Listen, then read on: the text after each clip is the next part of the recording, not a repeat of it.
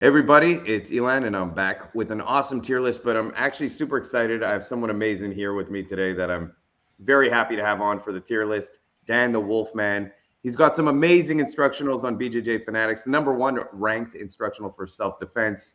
He's an armed guard. He also bounced for many years, but more than that, he's just got a lifetime of martial arts experience that's very reality based, which I think is awesome. There's a lot of bad instructors out there for martial arts. He's not one of them. He's one of the good ones. So happy to have you on today for this tier list. Pow pow inside, inside fighting, yeah, dangerous, dangerous martial arts. Pow pow, ooh ah. Yeah, thank you. I think we both have very long and varied, like eccentric backgrounds in a lot of different styles, and I think that's really important. And especially for doing a tier list, is probably better for people to listen to a tier list for people that have actually experienced a lot than just kind of making stuff up for YouTube clicks. I'm going to defer to you first on each one. And I'm sure we'll agree on a lot of stuff, but if we disagree, then we will not fight about it because I refuse to fight you.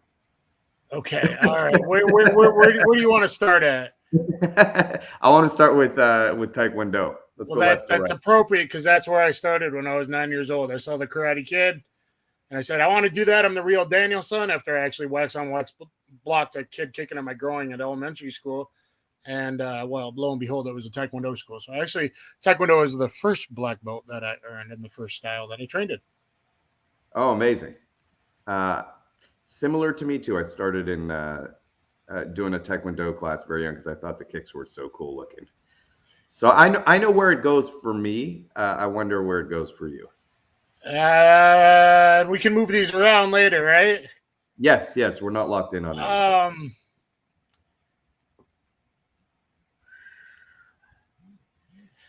anything. Taekwondo by itself, man.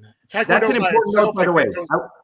I want to say that's an important note. These are not styles that we will say in supplementation with something else. In other words, it is this. If you could only learn one style and you had to train this style for self-defense. Yeah, then in that case, Taekwondo is an E. Like if it was an additional style or a background, even because your footwork, like my footwork and distance control, is very good. Yeah. Through MMA sparring all these giants, and I got short arms, so it definitely helped. Or if you look like an Anthony Pettis or something like that, but as a standalone style, I'm going E. I think. I don't know. What do you think? I was going to put D. I think it's also important to say we're talking about WTF Taekwondo, not ITF. I know we were thinking about dividing them up, but I'm going to keep it as WTF because that's the popular one. I think because of what you said, I think guys who do Taekwondo have amazing distance management. They're extremely explosive.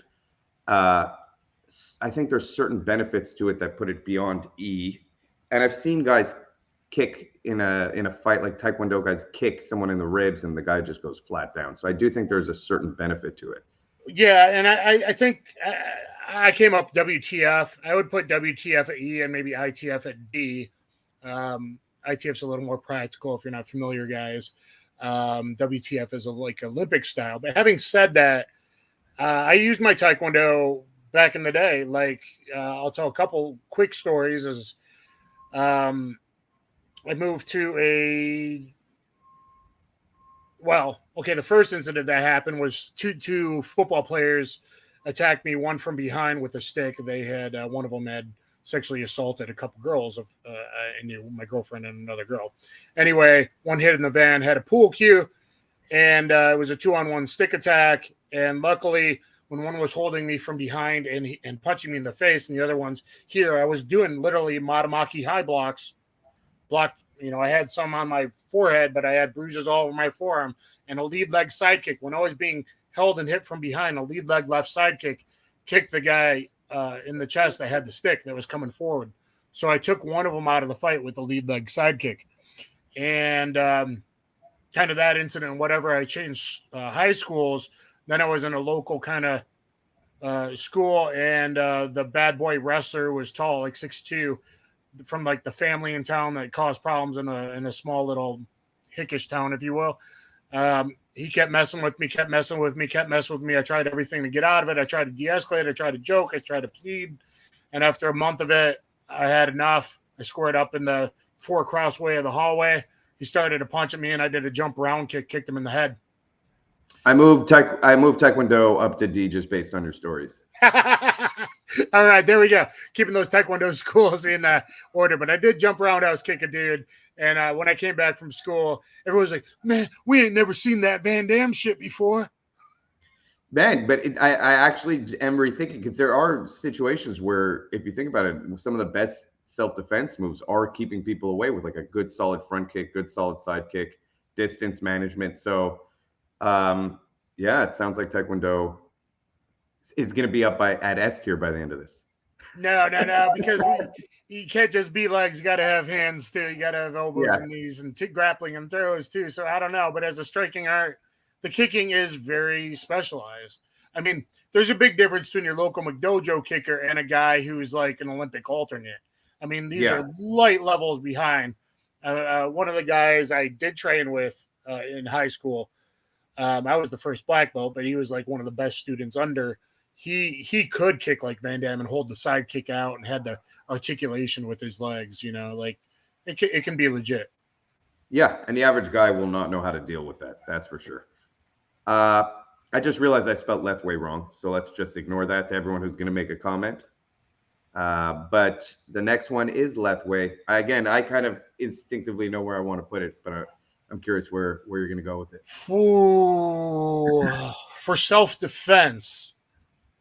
Wow, that's hard because there's other kickboxing styles I put technical-wise above Lethway, but Lethway is more brutal and aggressive with the headbutts. So Lethway is basically the art of 9 limbs if Muay Thai is the art of 8 limbs. So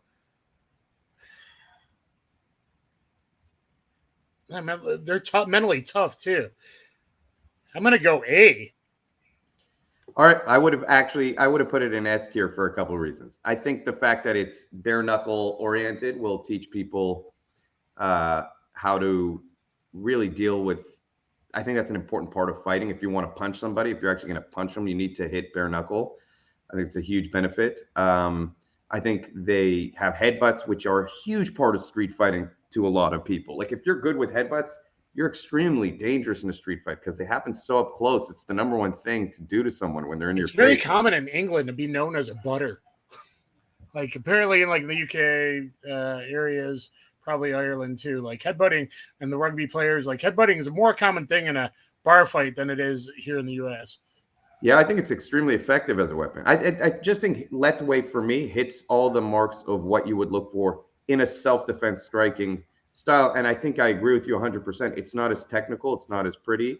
They're not necessarily going to go in there and be slick. But I think for street fighting, that's entirely unnecessary anyway. I think that most street fights are messy and look more like a Lethway fight than they do like a Muay Thai fight. Yeah, there is a little more sloppy aggressiveness with Lethway, plus the clinch and the headbutts, knees and elbows. So you're making some good points. Like what I would want is an MMA base. I put another kickboxing style above Lethway. But for street fight, as we're talking about standalone, if you're talking about standalone for street fight, then Lethway is definitely up there. I always like for this tier list, the way I try and think about it is if I clone myself and there was a version of me who did, let's say Kyokushin and a version of me that did Lethway with no other experience. Both of them just trained in these styles for a couple of years and then had to fight each other. Who would win in a street fight, in a street confrontation? I would put Lethway above a lot of these other ones, which is why I was going to put it in S tier, just because again, situationally, I think they'd be more inclined to use headbutts. Even when someone's getting down on the ground, they're going to think about using headbutts more on the ground. Bare knuckle, they just hit all the check. You know what? I think you've convinced me. Yeah, we're moving it up to S. Moving it up. All right. Moving and to everyone again, I know I misspelled it because I know there's going to be like 500 people commenting. Hey, you don't even know how to spell it. All right. So we got boxing.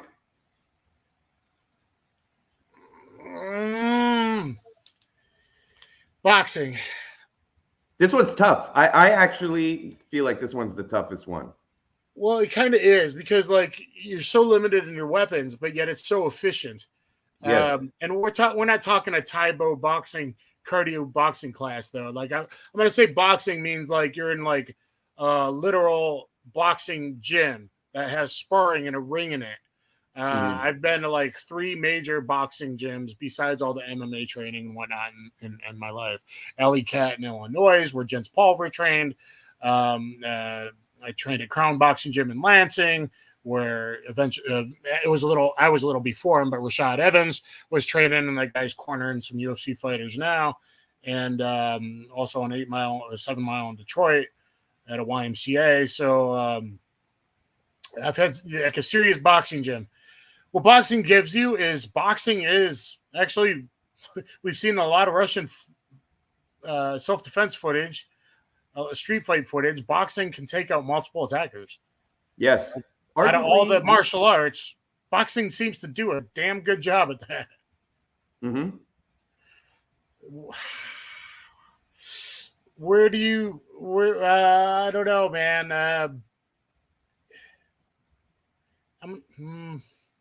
I'm gonna go with. I don't know. Put it at A or a B. I don't know. Yeah, I was going to go A tier because of everything you said. I think it's the best striking style at dealing with multiple people, at being able to, number one, the number one thing people in a fight are going to throw at you, especially if there's a group of them, short of weapons. I want to keep weapons out of this just because it becomes so complicated. If someone has knives and stuff like that, changes the whole game. But if we're just looking at people trying to beat on you, I think boxing's incredible. They're going to be throwing punches at your head. It's the number one thing you deal with all day. They're arguably the best at dealing with self-defense situations But because how is 99. that possible? All the self-defense instructors say we can only use an open hand because, oh my God, you might break a knuckle. Yeah. I like palm strikes, and especially for smaller statured women and stuff. Palm Yeah. strikes are great, right? And it's a good force escalation than my job. I would rather use a palm strike than a closed fist. But throwing hands is pretty damn important. And in K1 kickboxing, I think it was 88 or 96% of knockouts. I think it was 88% of knockouts were with the hands. Yeah. And you're talking the best kickboxers in the world. So throwing hands is pretty damn important. So even though like I wish you had some tools and maybe more like a Mike Tyson style where if those forearms happen to catch off your hooks, you were down with that. I would put boxing and you know, I'm also a 52 blocks kind of guy. I would put that A tier, I guess. You know, I don't like the limitation of the weapons. I almost wish we had 52 blocks on here.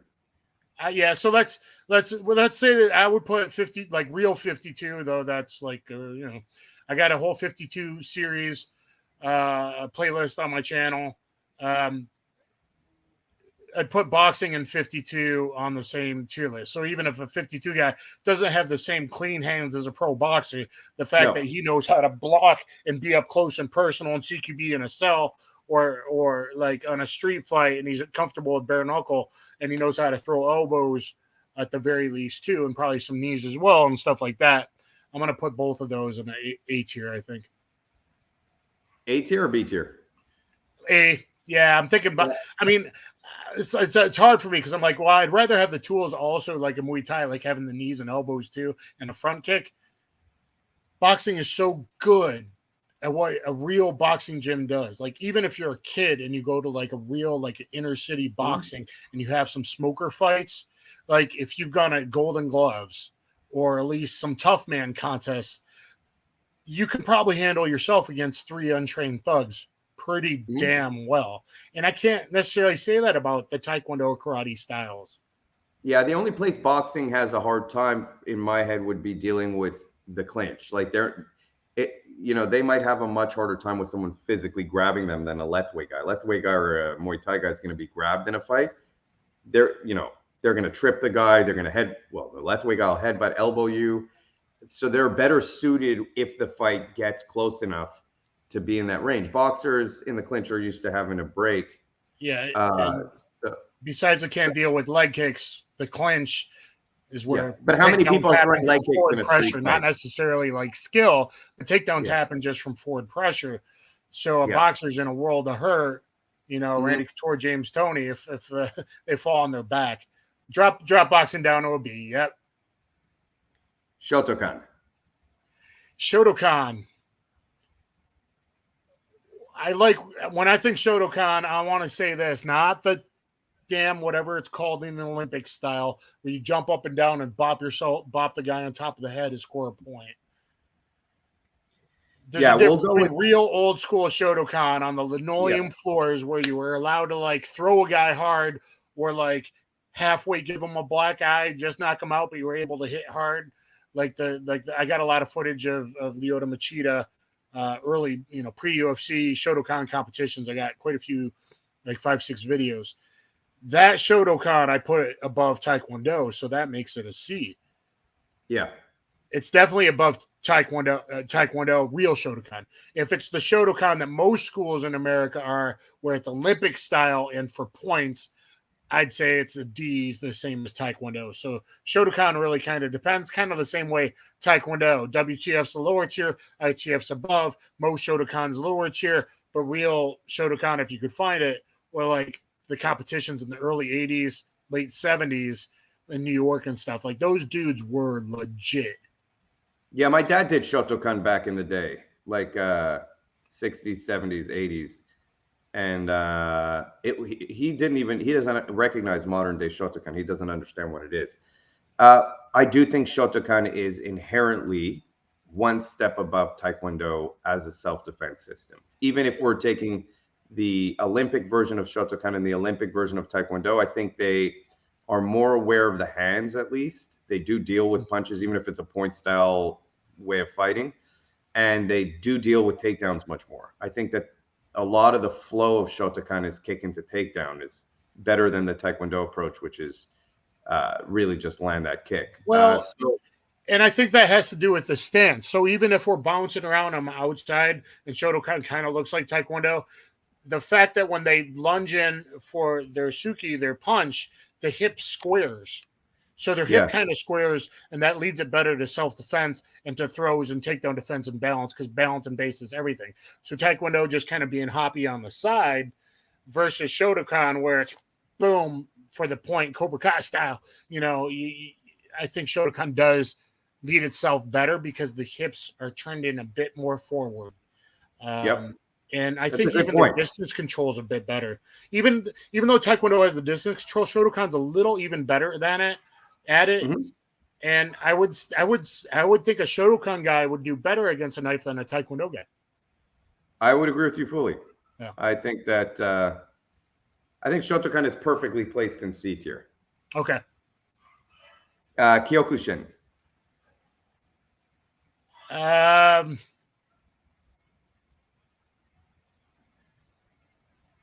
love Kyokushin. I also am aware of its shortcomings. Yep. I love Kyokushin. I'm also aware of its shortcomings. I think what it gives you more than almost any style on this list is absolute toughness. And mental, like the ability to mentally fight even when you're broken. I think that's mental fortitude is super important in a self-defense street situation. And they hit like bricks. Like I just trained at Kyokushin yesterday, and these guys, every time I train with them, I'm like, the real good Kyokushin guys. And the nice thing about Kyokushin is, you're talking about the variation between a bad Shotokan school and a good Shotokan school being so incredibly vast. Most Kyokushin schools, I've never been to a Kyokushin school where they're not tough. But when I've been to the really tough Kyokushin schools, like Judd Reed, I would not want to be in a fight with Judd Reed. Or some of these international competitors. They would just hit you so fast. You fight in the All Japan, even if you're not the winner, you're a tough SOB. Even the not top tier schools, there's still not the quality control in Kyokushin's better than in Shotokan and Taekwondo. Even better in my opinion than Muay Thai. There are some really mall style, send a mom here Muay Thai schools. That just doesn't exist in my experience in Kyokushin yet. So are you thinking B or C for Kyokushin? My instinct was C, just because of, if I'm being honest, I've been to schools where I would place it A. I've been to Kyokushin schools that felt like a Japanese. They really took on the kickboxing aspect too. They were really good with their hands. Actually, I would have to put Kyokushin B because I've never been to a Kyokushin school that didn't, and this might just be my experience, and I've been to like 3 or 4 of them. I've trained, quite a bit. Every single one of them at some point did start dealing with the clinch. We just did clinch work yesterday where we were throwing knees at each other and grabbing each other. Every single one of them did deal with takedowns at some point. I don't know if that's just me having a good experience in Kyokushin, and they all did face punches, just not often. And a lot of people I went to a school in Tokyo that was a little watered down and more like businessmen, businesswomen, but it was still like, you're still giving the people what they need to learn. And then I've been to one in LA and Little Tokyo, and I sparred a guy. Eventually, I think he fought MMA. But there was one guy, I was pretty good with everybody on the Saturday sparring at a Kyokushin school in Little Tokyo. There was one kid who was like 18, 19 years old, and 3 kind of the front angle and then turn last second head kicks. He would have knocked me out with them. Like, I know what I got hit with. It's because the different angle isn't the Muay Thai Taekwondo angle. It's more up and then chop. He would have nailed me. And he fought in All Japan. And I think he trained with Josh and did some MMA after that, from what I've heard from some people on YouTube. They were legit. And so I think putting Kyokushin at a B is pretty legit. Yeah, it's the no face punches. If you're in one of those schools, it has to go C tier. But if you are in a school that's dealing with the face punches, at least I don't know. Now I'm kind of so where Shotokan can be C and D, Kyokushin can be B or C. Yeah. Okay. So Kyokushin, I put Kyokushin above Shotokan, even though the base of the distance control was so good for like a Machida or Stephen Wonderboy Thompson, a little more Shotokan-like, versus a Kyokushin guy. Kyokushin does a lot wrong. Like, now that I love it, and like it means a lot to me, but the movements and the way they teach with the flexation, I'm more of a loose guy now, and I'm more a Shotokan or a Systema type of guy now. But I still think the average Kyokushin fighter is going to beat the average Shotokan or average Taekwondo guy, because we're talking in a self-defense situation. I believe so, because they're going to have, again, they'll be used to contact. They'll know how to drive their knuckles in. They have the advantage again of training bare knuckle, and these guys hit so hard. They know knees and elbows, and they know some throws too. Once you get to like brown belt, they're doing at least some judo throws. Yeah. And originally Kyokushin, you were a judo black belt, most likely, if you got a black belt in Kyokushin. Yeah. All the original Masoyama black belts were also black belts in judo. But again, that's cheating. I don't know if I want to. I'm torn on Kyokushin. Just because sometimes I see these competitions where guys are leaning forward on a 45-degree angle and like just resting on each other, throwing body shots, and I'm like, that is not good at all. That is no. There's a lot of faults with Kyokushin, but the toughness and the mental toughness and the hitting hard, and being able to take hits is what street fights are about. The mental toughness. Yes, conditioning. So they have amazing cardio. Technically, there's stuff that like a Lethwei or other kickboxing style does so much better. But still, Kyokushin gives you that toughness and the fortitude. And I could see even in a street fight, a boxer lining up with a Kyokushin guy, and the Kyokushin guy just cracking him with such a hard leg kick. Like, the jab of the boxer is offset by the low kick of Kyokushin. They're very similar in nature. It's just almost like Kyokushin is the boxing of, like, it's a hard-hitting, kicking style. The punches are... For you kids out there, the old Street Fighter 2 animated movie is great. And I think it was the K1...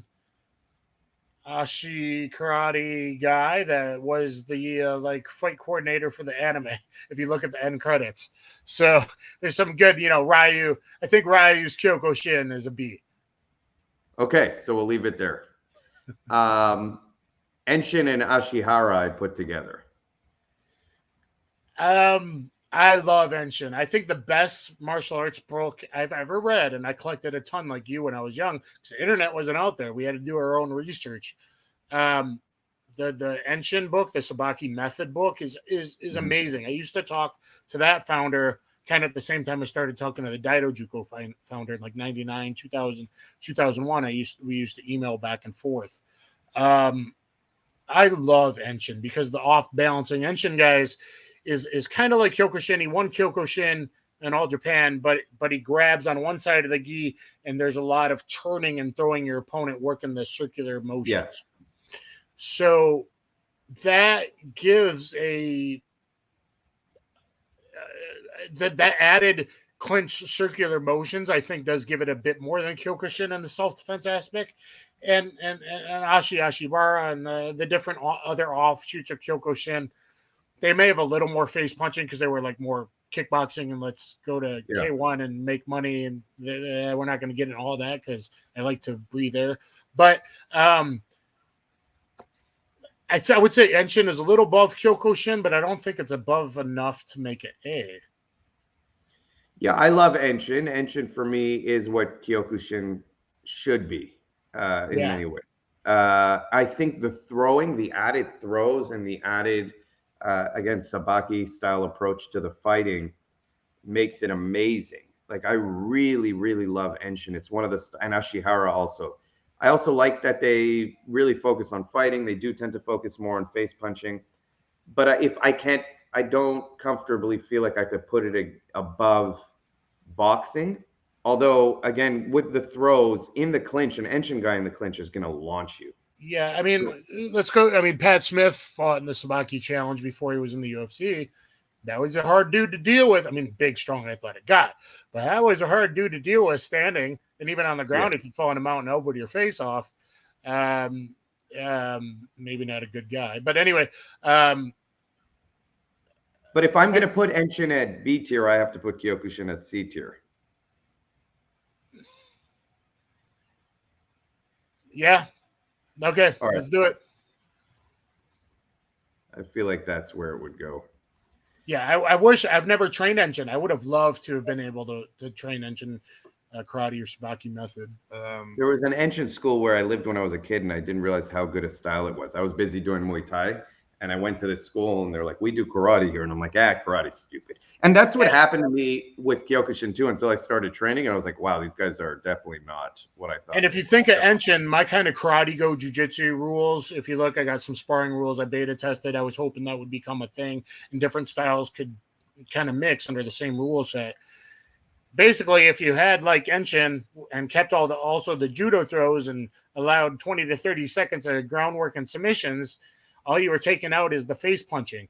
That's a style that could be very legitimate, help people in self-defense. And yet, the lawyers and the moms don't necessarily have as many black eyes. You can still have high kicks, but take out the face punching, and it's almost MMA light.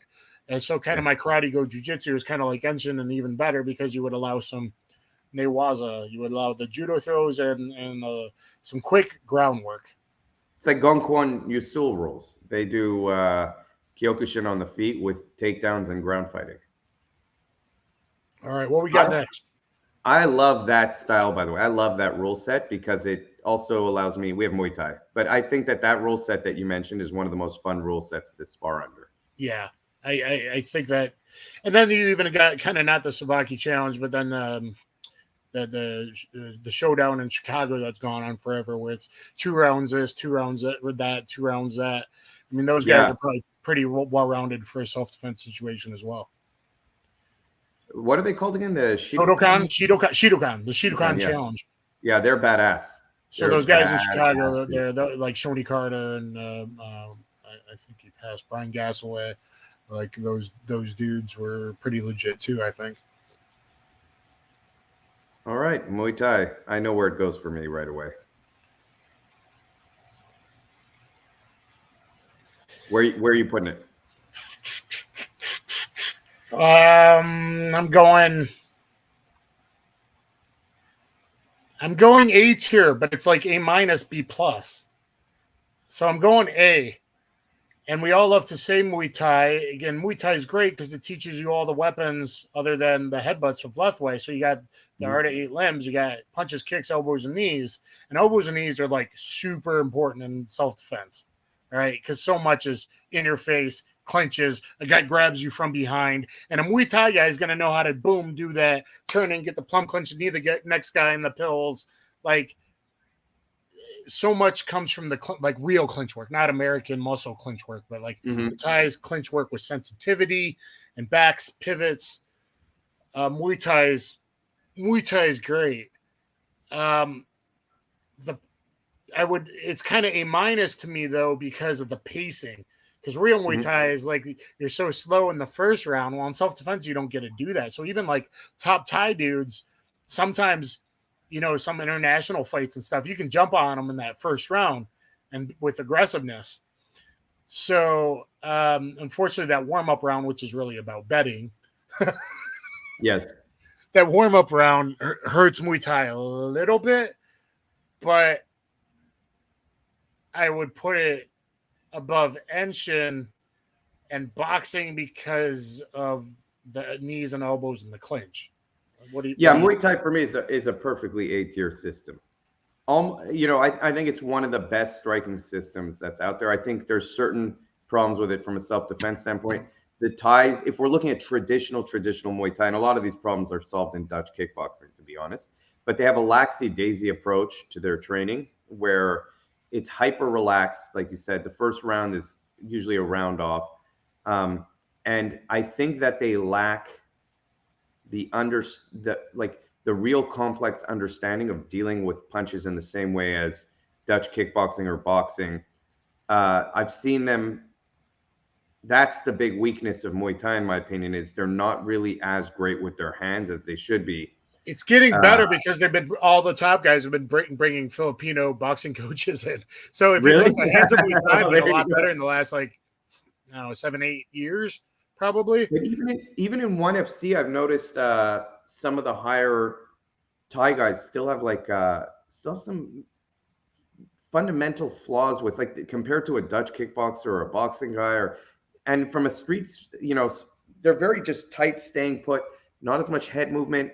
I kind of feel like in a street self-defense situation, they do have good covers, like they do high elbow. Yeah, but this is boxing gloves and little bare knuckle and MMA gloves slip in. So they're used to a boxing shell with big old boxing gloves, and that doesn't work as well in a street situation. And for me, let's go to the next one because we talked about it. Dutch kickboxing. I put Dutch kickboxing above Muay Thai. I think Dutch kickboxing is a better base. I don't know if it's as good as Lethwei, but for street fighting, I put it above Lethwei for MMA background. But I don't know about street fighting. But I do either way. I put it above Muay Thai because they're more aggressive out of the gate. Yeah. Dutch kickboxing is basically Kyokushin plus boxing plus Muay Thai. So there was these Dutch Kyokushin black belts in the 70s, and they took from Muay Thai and they took from boxing. And so that's what Dutch kickboxing is. And that's we're talking striking arts for self-defense here. Having the mixture of Kyokushin, Muay Thai, and boxing is pretty damn good. Yeah, what I love about Dutch kickboxing is that it comes from a Kyokushin base, but evolved heavily into this hyper. So it takes the aggression and toughness that Kyokushin has, which is the number one thing in Kyokushin. It takes the boxing hands of boxing, which is the number one thing that boxing has. And it takes small elements. Obviously, a lot of people think Dutch kickboxing is Muay Thai. It's very different. It's so hyper aggressive. I think in a street fight, you would just overwhelm people. I don't see how someone could deal with a Dutch kickboxer in a street fight short of having a weapon. Badr Hari, Boss Rutan, all these guys. I mean, I learned most of my striking and base-wise, even though it doesn't look like it, but how I teach from Peter Art's instructional series, like 6 VHS tapes. Like Dutch kickboxing is definitely legit. I like the Lethwei's a little more the clinch. Dutch kickboxing has it, but they kept lowering the time to just one-handed grabs and one knee and stuff, and K1 style or Glory style rules. So it hurt Dutch kickboxing a little bit, but look at the combinations that Dutch kickboxers throw with such. Wasn't Ramon Deckers also a Dutch kickboxer? Yes. Man, that guy, I don't know. I just have 3 punches and a low kick, or 3 hard punches and a knee, and string. Their combinations it's hard, aggressive combinations. Putting the punches with a kick or a knee behind it. That can you imagine like a 1-2 liver shot, right low kick, Ernesto Hu style to a dude on the street? Yeah, you're done. You're dead. He would take out. That's what I'm saying. He's also very well suited to deal with a lot of people. because they're very good with their front kicks, a couple low kicks. They're good with their hands. They don't have many openings. They understand the clinch. They're monsters. Dutch guys for me are right up there. Like technically, if I'm looking just at the tools used for left-way, there's more tools, but within the spectrum of the tools, the Dutch guys are going to be so hyper aggressive and effective with their tools. It's kind of like why I'm saying boxing, despite all the tools it's lacking, is still B tier. Yeah. Dutch kickboxing, despite not having the headbutts and being bare knuckles, still is so good at what it does. They're so good at what they do. Yeah. So that S tier, that's where it stays. All right. And Silat. Silat. Without a knife or a karambit in your hand, do I think I can beat the shit out of Silat guys? Yeah. Oh, but I'm sorry, man. I bag on Silat. I would love to work with the Raid actors from, John Wick 3. Like, I love those guys. I love the Raid and Raid 2. And that little hot female that makes all the viral videos. It looks cool as shit. Do I think it really works? Basically, it's like Taekwondo off balance with leg sweeps. They're balanced for an art that does all the low stances and the ground fighting. Man, I'm sorry. I know you like Silat, but their balance is fucking shit for real fighting. You gotta have the base underneath you to throw hard strikes and not get taken down. And we're talking empty hand techniques in a street fight. A Silat guy who doesn't have a knife on him. Silat's F for me. I know it's gonna get a ton of hate, bro. Whoa. So there's a guy, Randall Goodwin, I trained with, who I would not want to get in a street fight with. He was a Kuntal Silat guy. And I feel like we didn't even do knife training. We just did empty hand. And he would actually come into the class having gotten in street fights with multiple people. And he whooped everyone. Like, he showed up with a bloody lip one day. I'm like, what happened? He's like, oh, this kid was smoking on the subway. So I told him something, and then him and his two friends attacked me. And I'm like, and he's like, and it ended with two of them unconscious and one of them being elbowed in the face by me repeatedly. And I'm like, okay. He was just a savage. Like, the toughness that he had, his elbows, he was so elbow centric. And a lot of my modern day self-defense is influenced by him. In terms of, like, he just had very high elbows. He would step in and just elbow you like this and then clear and just elbow. It almost looked like Muay Thai with a little bit of trapping. But if I'm looking at like a Penjak Silat video or there's one guy on YouTube I really like. Older guy, I can't think of it now. I mean, his stuff is really good. There are some really, really, really, really good self-defense Silat guys out there, but they're not doing traditional Silat that you would find in a school. They're doing modified Silat. Like, I trained at Guru Danny Nasanto school. I would not use that Silat for self-defense. I think he's a beautiful, beautiful expression of Silat. The guy's one of the best martial artists I've ever seen. And he has amazing self-defense techniques, but I don't believe what he was teaching. He was teaching the art. If I'm looking at it, I would put it with Taekwondo just on average. That's where I would personally put it. If I'm looking at the way Randall trained, I would put it, C tier maybe. But just on average, for me, it's about a D tier. If I'm looking at like your standard Penjak Silat school, or even E tier, some of these schools, it's too much of they don't spar really. But there are some Silat tournaments where they do have a nice sidekick. They do takedowns. They're about looking flashy instead of what works. The balance is just too off to me. I mean, you're in charge of this tier. I have to convince you, so you're in charge of the tier. I did a ranking system, and like I put some awesome highlights from like Silat World Championships and stuff. When you pull off your super moves like a video game, it's friggin' awesome, right? Some of the flying leg scissor Kani Basami takedowns and the dragon leg back sweep like Mortal Kombat style. Like, when you pull that off, I can't put it above an E. I think a Taekwondo guy at a good Taekwondo school can fight better than a Silat guy, unless we're talking now bad guys and good guys are grabbing fights like pipes and broken glass. No, once you put a weapon in the hand, I feel like it changes everything here. And we're looking at move it up to an E, but I don't think I can move it up to a D even. I just don't see that. If you feel like it's an F, it stays at F. Do you feel like it's an F? No, move it up to an E. And like I said, like there's one guy, and I can't think of it. There's one older guy on YouTube that I love his stuff, and I think, you know, his stuff's really good, and he could really fight. But again, it falls into the same problem like JKD. Like, hey, everyone just happens to be a southpaw.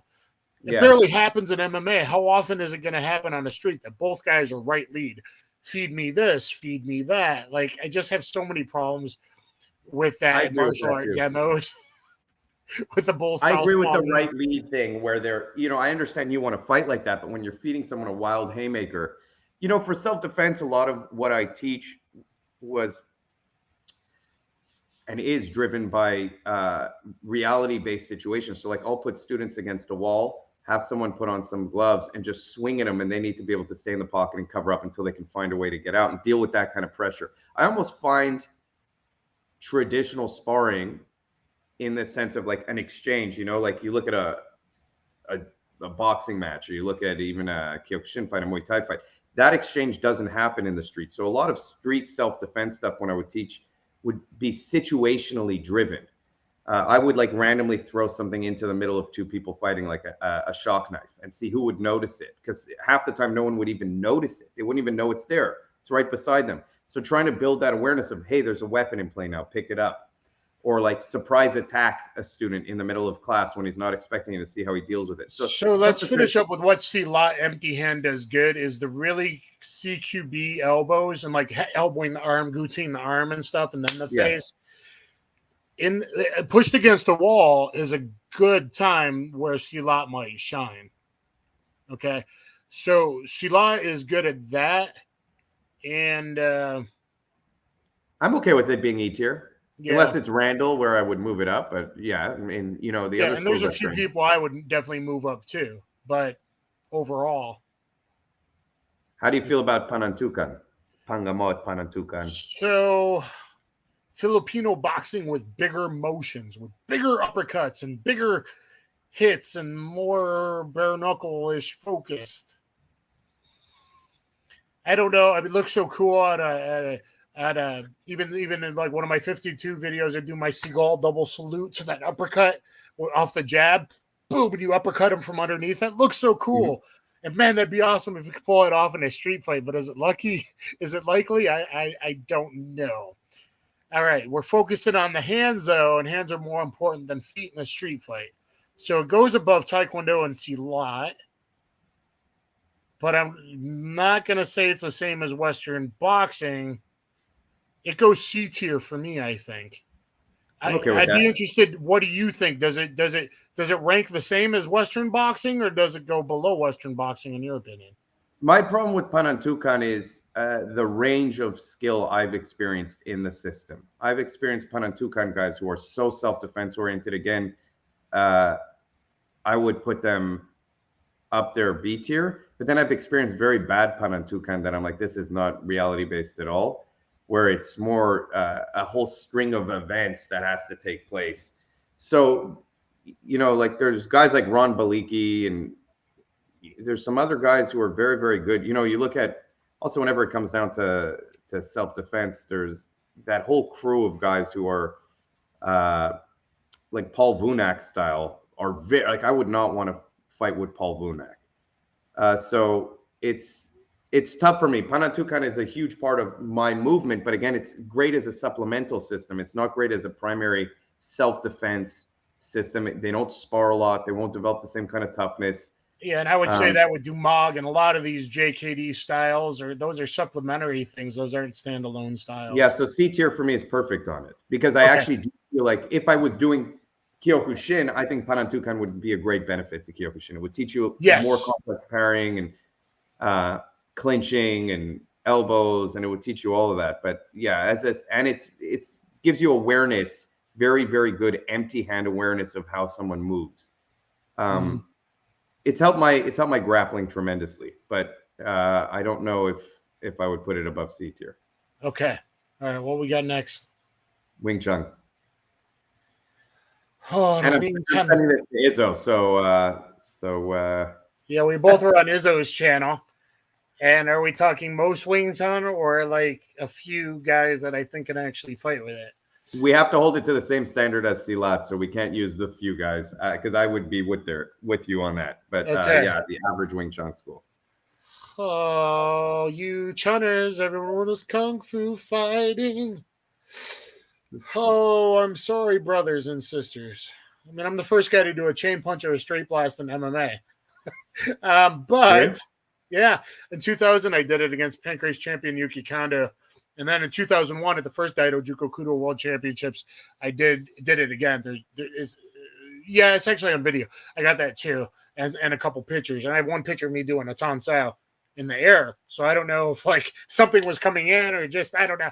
But amazing. As a standalone style, as a supplementary art again, things like Wing Chun, Aikido, whatever are cool supplementary arts. But as a standalone system, it's no better than Silat. It goes E. It goes E. Is it any better than Silat in your mind as a standalone system? No, I've had some very bad experiences at Wing Chun schools. Yeah. The most guys literally don't have enough power and understand forward pressure, clearing the path to hit. Chappy, happy bullshit. I almost feel like back bullshit instead of what it is. It's supposed to be clear the path and hit with forward blitzing pressure. I made a couple funny videos in Master Wong's voice that people should check out. And I think there's uses of the straight blast or chain punch. I do, but the average chunner, man, the average guy in Wing Chun will not deal with a hard haymaker well at all. That's my opinion. I mean, a guy in the street's going to throw a whopping haymaker, and they think they're going to come in straight. That haymaker is going to land. I've seen it repeatedly in Wing Chun guys sparring. Because they have to have the perfect structure of their bong sao elbow. It has to be perfect, and you think that chaos is gonna. Sorry, it's an E. Yeah, it's an E. It can be useful. Yeah. I mean, the sensitivity I get from Wing Chun and just playing around with Anderson Silva, joking around, doing chi sao with him in Big Country, like that helps my submission defense from side mount, how to fish my arm like a noodle. I am very hard at Kimura double wrist lock or top wrist lock. Like and some of that's from Wing Chun. Like there's some usefulness there, but yeah, it's down there in the E. What's next? What's next? Kempo. I got the power. Yeah, my favorite movie. I'm not going to put it anywhere yet. It's getting kind of hectic. Kempo. I don't know, because I have heard stories, and a Viking Samurai had a Kempo guy on recently, and I asked him about Ed Parker. Didn't Ed Parker really hurt a dude in a street fight? And there was a story, and this guy gave it. So, like, do I think Ed Parker could really fight with it? Yeah. Do I think drugged out Elvis could? I don't know, baby. Right there, man. Right there, man. I chopped you right in the throat, man. You were dead, man. I just don't. They scarecrow too much, just like Kali and Silat and Panachukin, and I'm going to do a lunge punch from you. I'm going to lunge at you, even though we're both in southpaw stances, and I'm going to stand there and scarecrow as you do 80,000 things to me. I love the perfect weapon. Me too. And I was friendly with John Hackelman and Chuck Liddell. You want me to take this one? I'll show you where I put it. I'm going D. That's exactly where I was going to put it. Okay. It does have certain advantages over things like Wing Chun and Silat. They do spar. You do have. It has created guys like Chuck Liddell, so you can't say it's never created someone who's effective. It's just too caught up in its own movements. Outside of that, I don't think it's terrible. I think it's just if you got an old school guy that grew up in Hawaii in the day and had a street fighting background, kind of like the Kaju Kembo guys. Like, I was gonna say, where would you put Kaju? Would you put Kaju at? People ask me all the time, and I've never even been into a school. I've tried to experience but I would probably put Kaju Kembo at a C because they really focus on the self-defense, and I think they have more of the realistic mindset and at least some sparring versus like a McDojo Kempo school. The problem with Kempo is like in America, Kempo, a lot of schools are crap. But if you go to like a Hackelman or an Ed Parker or something, like Kempo is probably more legit. Kaju, I would put at a C. Yeah, I went to one Kaju school, and we sparred a lot. They did just boxing sparring. They did anything goes sparring. They did like this kind of thing where someone would throw a punch, you don't know what's coming, and you have to just deal with it and keep attacking them. They had some really, really good stuff in the Kaju Kempo school. So it's probably like technically not better, but the training methodology, I think, is better. Like way better. It's like Kempo, but with a more realistic methodology. More realistic training methods, random defense against whatever I throw at you kind of thing, or limited sparring in this, limited sparring in that. So yeah, probably. I think that's probably how that goes. Yeah, and even with Jeff Speakman, ground fighting Kempo System 5.0, like he's driving a Mustang in 1987, like Vanilla Ice. I don't know, but Kempo is probably a D. So what we got next? Sanda. Sanda. I have a good experience with Sanda in that I coached in Egypt, and all the fighters that came to me to get better at fighting were Sanda guys. I mean, they had 11-0, 14-3. They had real fight experiences. Sanda's really cool. Like kickboxing with throws, and some of the even like that dragon tail, catch the leg and whip it down and whip the guy to the ground. Even Ramsey Dewey, I've butted heads with him, but he likes that one. Sanda's got some really cool stuff with it. However, we've seen a lot of Sanda fighter backgrounds do really bad in ONE or ONE FC. Except for the Filipino guys in the north of the Philippines in the mountains, that school, those fighters have done really good with a Sanda background. Mm-hmm. Okay. I think Sanda is amazing, personally. I remember I was in Gleason's gym hosting an event there. I was like one of the speakers, the commentators for an event, and they had Sanda versus, it was a really cool night. They did Sambo versus BJJ, Sanda versus Muay Thai, and the Sanda guys whooped the Muay Thai guys because they allowed takedowns. Yeah, the Muay Thai guys could not deal with the takedowns. So the Sanda guys are like too overly aggressive. They blow their wad. They throw two big haymakers usually. Mm-hmm. But we're talking a street fight here, so that kind of aggression is good for a street fight, and it is bad for MMA until you learn to taper it. Even the guys that did really good, the Filipino team, can't think of the name right now, that fights in ONE, those guys kind of had to learn because they would gas themselves in the first round. But for a street fight, that aggressiveness is kind of good. From a technical standpoint in MMA, it's kind of bad. But we're talking street fight here. I mean, launching someone the way they do on concrete will kill a person. So I'm hearing you. You're saying you like it even better than Muay Thai, but I'm putting No, I'm not saying it's S tier. I think it's A tier. I think it's right up there. I think it's A tier. I'm not putting it as high as Dutch kickboxing or Lethwei for street fight purposes. Yeah. I'm with you. It's an A. And I don't think they're as technical as the Muay Thai fighters typically. No. But I think that they do have the added benefit of these explosive takedowns. And like you said, they're very aggressive and tough. Yeah. And for a street fight, that goes a long way. Goes a very long way. Yeah. But they don't seem to have the same kind of clinch and elbow, but they do have the takedowns. Their clinch is pretty much oriented at, and what I like about them is they're doing throws that are very transitional off of strikes. So either they're catching your strike and they're throwing you, or they're throwing a strike and then leading it into a takedown. Yeah, if they miss on a hook, they go right into the headlock hip throw, but that's also could be a bad thing because you get your back taken eventually. I mean, even the woman's Chinese champion in UFC, isn't she the champion now? I mean, we see a lot of the Chinese women there, and then there's one at the lower weight class too. So there's a couple that are really like top in UFC. Yeah. Actually, I saw her first fights when I was commentating Pancrase on Fight Pass. I actually told the Pancrase promoters about her, and then she became a UFC champion. I wonder if they said anything to any of the UFC guys. But yeah, Sanda's A. Yeah, I agree with you. All right, what's next? We gotta wrap this up. Yep. Goju.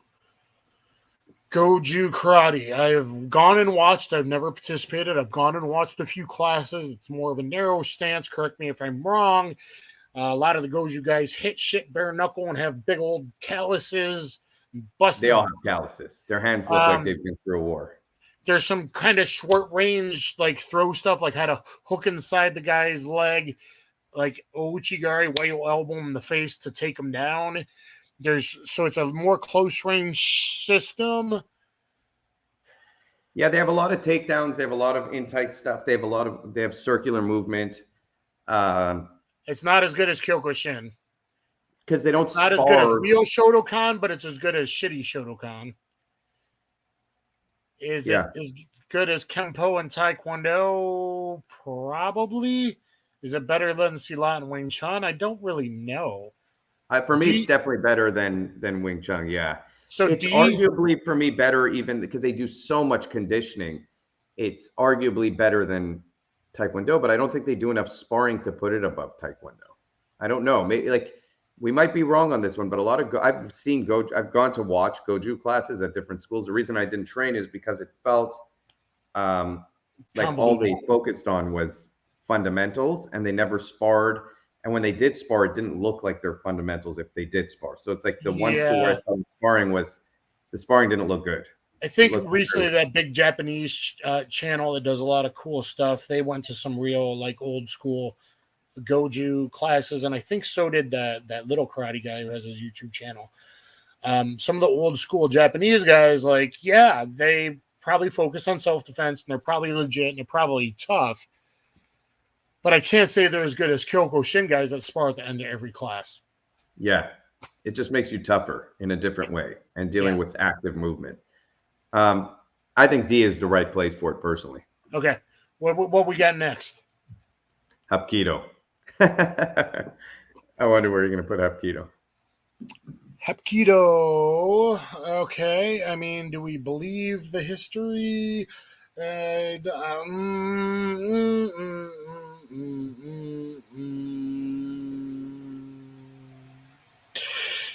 want to say that it's. Oh, there's so many cool techniques, right?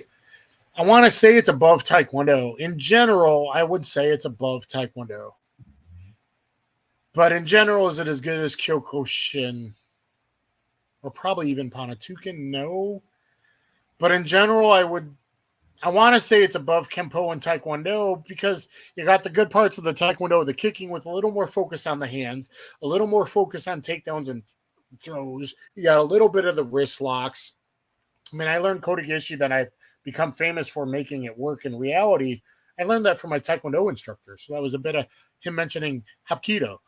I watch even some videos from Korea and what they're doing, and they have the techniques, but they don't have the training methodologies. Do they spar a lot, Hapkido guys? Some. They'll put on the body bunker armor, though, and some Hapkido schools do punches to the head, but only on the side. So they'll wear like the red or the white helmets.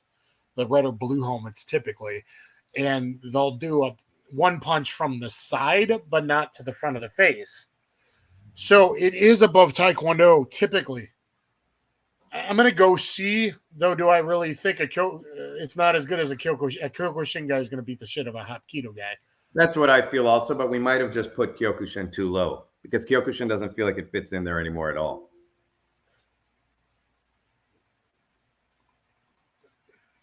There we go. We fixed it. Yeah. Because I also feel like a Kyokushin guy is going to knock out a Panantukan guy just with sheer power and force. I also feel like they'll knock out a and if the Kyokushin guy has enough of the judo background like they should be teaching, that was always part of Kyokushin. And I think a lot of schools will teach at the brown and black belt at the end of classes, but not before that. And I wonder how that's going down in Japan nowadays. If the Kyokushin has enough judo to understand some clinch and how to have a good base and have balance and not have takedown defense, probably. Like I said, watch the Shoot Fighter 2 animated movie. Like Ryu, it's supposed to be Shotokan background, but if you look at who did, it was he's definitely a Kyokushin background. Yeah. Ryu and okay, what's next? Combat Sambo / Kudo Daido Juko. Yeah. So people wouldn't think of those as striking arts, but they have a thing in striking arts that maybe only Sanda kind of has that the other striking arts don't, is that they strike and they're used to the clinch, the accordion, the magnet happening. They're used to this happening off of striking and not relying on a referee to go break. So Combat Sambo and Kudo have a realistic striking with the long hooks, Fedor Emelianenko or Igor Chanchin style, the long hooks that are used in Combat Sambo and even in Daido Juko. That the striking and going to the clinch and being able to go right into the throw, that's a big thing. So it's aggressive. If you look at highlights of Combat Sambo or of Daido Juko or Kudo, it's aggressive punching and it's going not the right headbutt. and comfortable going right, and both allow headbutts, which is what we gave Lethway so much bonus for. And it's to the face. Is it as technical as boxing? No, but it is as good, better for a street fight, maybe, because it's really aggressive when we're going into headbutts and clinch and we're flowing instead of freaking out from the clinch. I'm going to go A tier, I think. I would have put it S tier just because of it's so complete. But what I will say is that Kudo guys are very messy just by nature of the helmet. It's like Combat Sambo is not as clean as a pro boxer, and it's not as clean as a Dutch kickboxer. But is it more aggressive than a Muay Thai guy? Yeah, I think it's S tier just because it's, again, it deals with everything. It has knees, it has headbutts, it's sparring all the time, it has ground fighting. I'm not yet, but I'm looking at going into the throw, but not the throw and the groundwork that both have. So as a fighting style, do we give it an S or an A? Because if we look at the fact that it does have the throws and the follow-up into groundwork, which is so important in a self-defense situation, potentially, I don't know if people consider Kudo or Daido Juko a striking style. It was based off Kyokushin and then boxing and then judo added in, and then more and more in Muay Thai and stuff and jiu-jitsu added on later. I'm a Daido Juko black belt. That was the second black belt I got from the founder, Zuma Sensei. Oh, super cool, man. Yeah. And my third was in highest on grappling system, just so people know. My fourth in Brazilian Jiu-Jitsu. So, and I'm known as a catch wrestler too. So, but as a striking style, is it as clean as Muay Thai? No. Is it more effective in a street fight? Yes. Yeah, let's move it up to S tier. Yeah, if I could only train one style, to be honest, for street self-defense, if someone said you can only train one style for the rest of your life out of all of these, I would choose Combat Sambo. That would be my choice. That would be my personal top choice because it would give me the ground fighting too. But that's cheating for a tier list like this because it's a striking tier list and we've included I feel like that's almost an MMA system, but at the same time. But they're styles with their own rule sense and worldwide recognized competitions. So, yeah, I would want Combat Sambo or Kudo Daido Juko because Daido Juko and Kudo having such the focus on it's a 3-minute fight and you get 30 seconds of groundwork. So headbutts into the throw and you're allowed 30 seconds of the ground. I fought in 2 world championships. That's so huge. That's such an advantage over Kyokushin and even Enshin with the off-balancing throws. But that's such a step up. Is that we allow full-on judo or wrestling even style throws into the groundwork. That's such an advantage because that happened. Clinches, throws, takedowns happen. A guy might have wrestled before or just from the forward pressure and multiple attackers possibly, you're getting thrown and taken to the ground. So having takedown defense is important. And be able to roll a guy through when he hits you with the headlock. You watch my fight in the third world championships. I roll him through 2 of them were Kosotogakis, my own outside leg trips. But 2 of them, he headlock hip throw me, and I grabbed his hip and rolled him right through in a mount. tell me that's not important in a street fight. So That's 100% important. And sometimes street fights happen right in your face where you don't have range to throw a jab or a cross or even a hook. Like they're just right away grab you. And so you have to take that into account with some of these. Like a boxer in that situation will get. Are either one of them as polished as a Dutch kickboxer? No, absolutely not. But that's such an advantage. They could take down a Dutch kickboxer and tap him out on the ground very easily. They could. So, I mean, yeah, those belong in S tier. And Lethway almost doesn't technically, but the fact that the headbutts, the toughness, and the bare knuckle nature of Lethway, even if they're doing ropes, and Muay Thai does once a year on the 100 or 300, the 100 challenge once a year, they do the ropes. Lethway, Dutch kickboxing, combat sambo, and Daido Juko Kudo are our winners. And if you're at a B tier or above, you're probably at a real legit school and you train hard, you're a diligent student. If you're B tier and above, you're probably going to do real good in a self-defense situation. What do you think? Yeah, I agree. I like this list. I like how it turned out. I think anything B tier or above, boy, you might be having problems with a real big athletic guy, which is martial arts. To me, should focus on, can I fight a college football player or a college rugby player or a college level wrestler? You got to be B or above, man. You got to be B or above. C or down, you're going to have a problem with one athletic, strong dude, a football player, a rugby player, a wrestler, or 3 street punks. And to me, martial arts is you better be prepared for that one real fucking tough dude or 3 street punks. And C down, I just don't know if you're going to cut it. I agree with you fully. I see some problems with those. I think a good boxer, a really tough Enshin guy, Muay Thai guy, Sanda guy, Lethway, Dutch kickboxing, combat sambo, you're going to be way better suited. Those are systems that'll teach you how to deal with real pressure and adrenaline and conditioning. All of those systems have those attributes. So I'm with you on this. I think both of us are well-rounded. We're not saying you can't dabble in Silat or Wing Chun or Kempo and get a little something from it.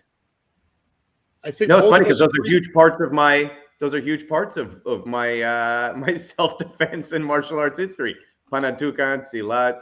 I mean, those are parts of what major parts of what I encompass into how I move. But it's if I didn't have the other stuff, if I wasn't a black belt in Brazilian Jiu-Jitsu, the base, you got to have the base before you have the dabbles or the extra sauce, or the fancy stuff, or the sprinkles. Those are great sprinkle systems. But you should have a base delivery system in striking and a base delivery system in grappling, whether that's wrestling, judo, jiu-jitsu, sambo, catch wrestling, whether that's boxing, at least Kyokushin, boxing, Kyokushin, Muay Thai, Sanda, Dutch kickboxing. You got to have a base delivery system. And then you can add on Trappy, Happy, Silat, Kali, Wing Chun. Kali empty hands is kind of maybe just a little bit above Silat empty hands, but not as good as Panantukan. Maybe like that stuff's good because some trapping happens. Like, I'm glad I have trapping skills if someone pulls a knife on me. And but I'm really glad I have wrestling and jiu-jitsu too. What's that? I'm really glad I have wrestling and jiu-jitsu too. Yes. I'd rather have that as a base than anything else. The wrestling or the ability to stay on my feet or take people down is probably the most fundamental base. You take like wrestling and boxing, it's a great combo package. You take Kyokushin and Judo, it's a good combo package. And you take Jiu-Jitsu and Muay Thai.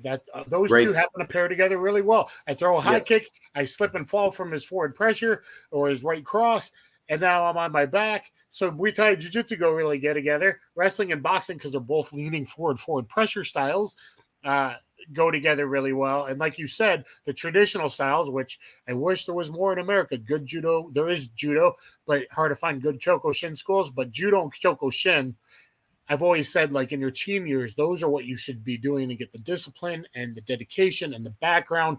And then you can go into Muay Thai and Jiu-Jitsu. I agree with you fully. Dutch kickboxing, even better if you can find it. Unfortunately, that's really hard to find. I trained at one Dutch kickboxing school in Egypt, and it was only 8 or 10 feet wide.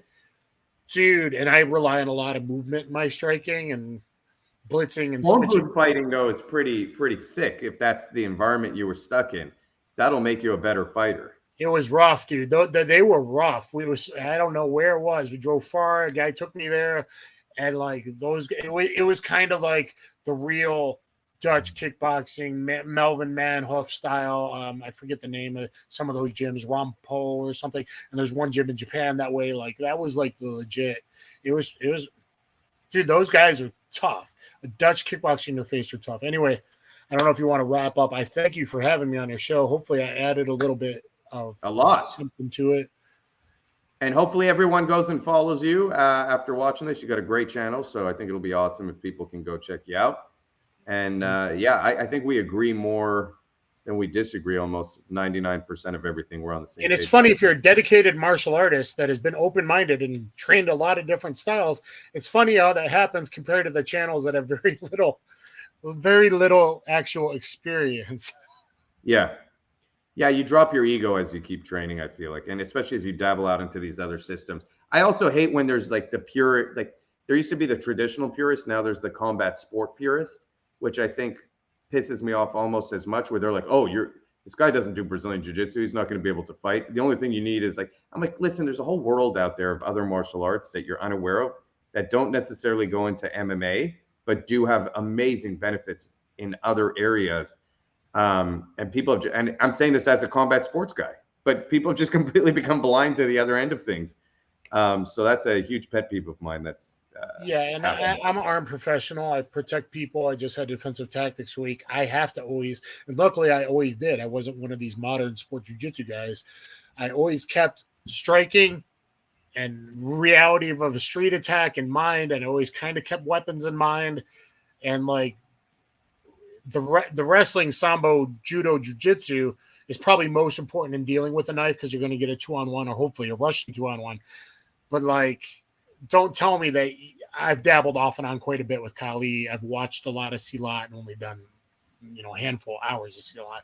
But I am happy that I have that understanding of the back of the forearm and pass it and that stuff. I'm sure, even being a jiu-jitsu black belt and a guy that's done a lot of Muay Thai, I'm sure you're happy if a guy pulls a knife on you, which has happened to me. I'm sure you're pretty happy you have some Kali and Silat background.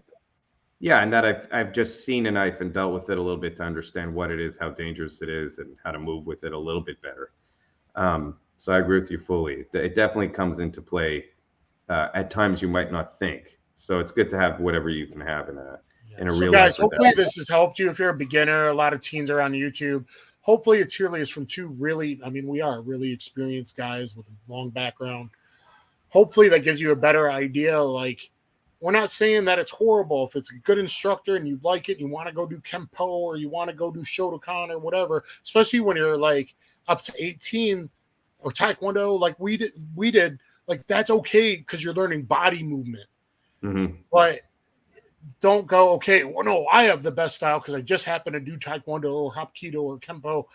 Don't think I have the best style ever. Like, please, when you're 17, 18, start looking into doing the other stuff and look at our tier list.